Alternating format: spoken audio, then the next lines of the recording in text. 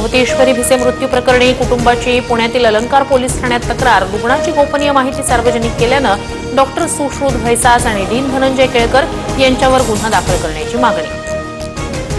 दीनानाथ मंगेशकर रुग्णालयानं गरीब रुग्णांसाठीचा 30 कोटींचा निधी वापरला नाही। धर्मादाय आयुक्तांच्या अध्यक्षतेखालील चौकशी अहवालातून माहिती उघड। मंगेशकर कुटुंब लुटारूंची टोळी, माणुसकीला कलंक असणारं कुटुंब, गरिबांचं शोषण करणाऱ्यांना साथ देऊ नका, कडक कारवाई झाली पाहिजे। ईश्वरी भिसे मृत्यू प्रकरणावरून विजय वडेट्टीवार संतापले।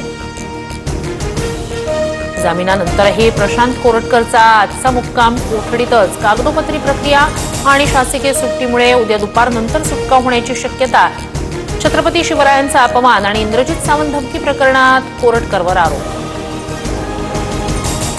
एसटी कर्मचाऱ्यांना मार्च महिन्याचं 56% वेतन जमा। एसटी महामंडळानं राज्य शासनाकडे 1000 कोटी मागितले। सरकारनं पैसे दिल्यानंतर कर्मचाऱ्यांचे 100% पगार होणार, सूत्रांची माहिती।